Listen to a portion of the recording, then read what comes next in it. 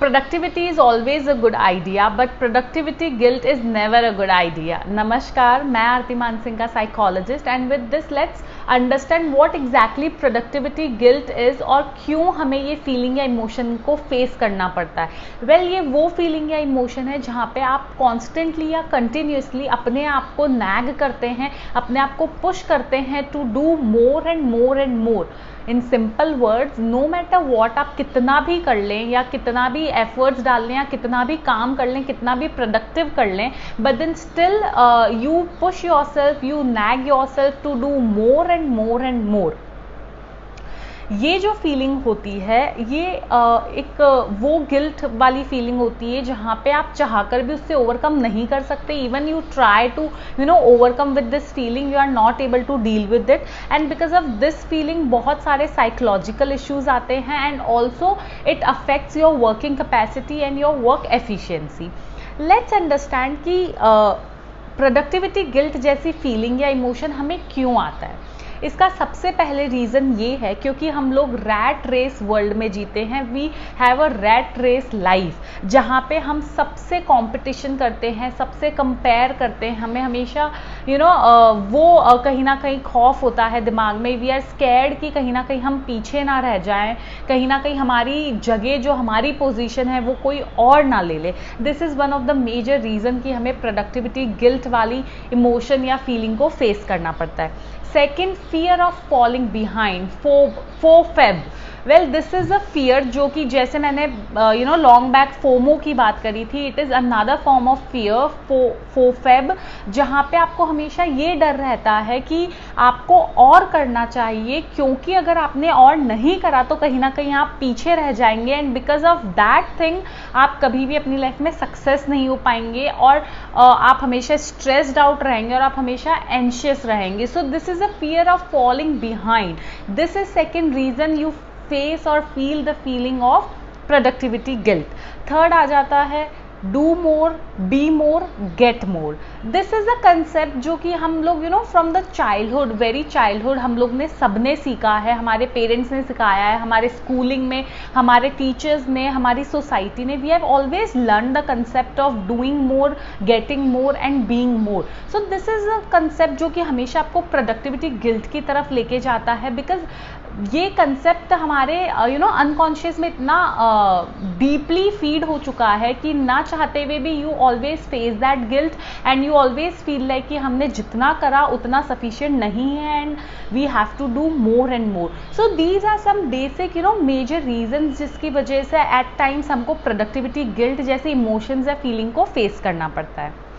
फिर हम बात करते हैं how can we prevent this, हम इसको कैसे ओवरकम कर सकते हैं। Well, it is not always very easy, but then there are some few self help tip I can give you. But then अगर आपको लगता है इससे आपको हेल्प नहीं मिल सकती है और आपका प्रोडक्टिविटी गिल्ट वाला इमोशन और फीलिंग बहुत हाई लेवल पे है, I request you to consult some psychologist और सम काउंसलर और seek some professional help. So how can we prevent this? The very first thing, one day at a time. Please start living on a concept of one day at a time. It's a beautiful concept. You just have to plan for a day. You just have to look for the day. You have woke up, you have got up, now you have to plan for today. You don't have to think for the future. जो भी आपने करना है, जितना भी आपने करना है, do it in today's time, plan for today's, and that is it. When you wake up the other day, plan for the other day. So basically just live your life. आपको अपनी ज़िंदगी को one day at a time के दौर पे जीना है, जहाँ पे आपने केवल एक दिन को कैसे बिताना है, एक दिन में क्या करना है, उसे प्लान करके you have to live your life.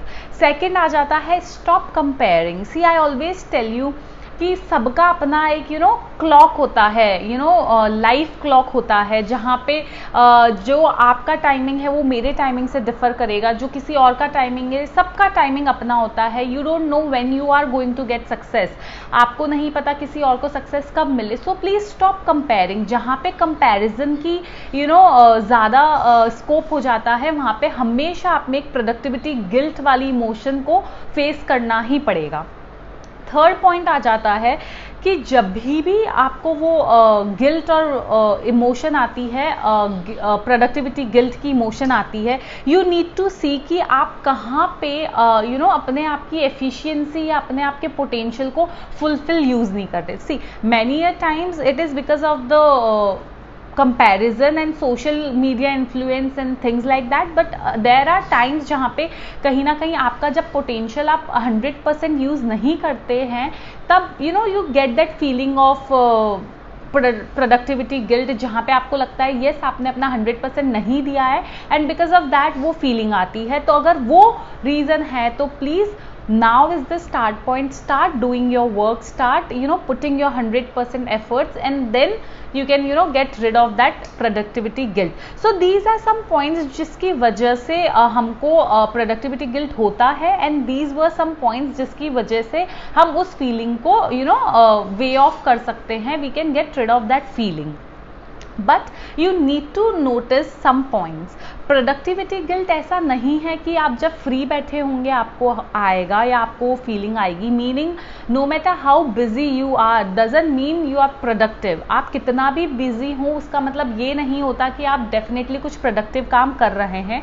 So please you need to understand कि क्या चीज़ें आपके लिए प्रोडक्टिव है, क्या चीज़ें आपके लिए प्रोडक्टिव नहीं है. Because many a times things जो आपके लिए यूजफुल है, प्रोडक्टिव है, it is not necessarily going to be useful for someone elses. So you can not compare कि आप जो कर रहे हैं वो दूसरों के स्केड्यूल या रूटीन में प्रोडक्टिविटी शो करता है या नहीं, वो आपको खुद को डिसाइड करना है. Don't give anyone else right to define your productivity. So yes please आप जितना कर रहे हैं that is good. You need to understand you can't be perfect. You can't achieve everything, you can't be present everywhere every time. So please accept who you are, what you are. Imperfections are your beauty. You cannot be perfect. So yes, you cannot achieve everything. So there will be a productivity guilt, but you need to know क्या वो आपके lack of potential की वजह से हो रहा है या फिर आप अपने आप को अंडर एस्टिमेट कर रहे हैं. But yes you need to take care of it and you can really get rid of this. अगर आपको लगता है ये आपके रूटीन और बिहेवियर में बहुत ज़्यादा अफेक्ट कर रहा है, please go and seek some professional help. Till then, I always say everything can be solved, and see you soon. Please take care.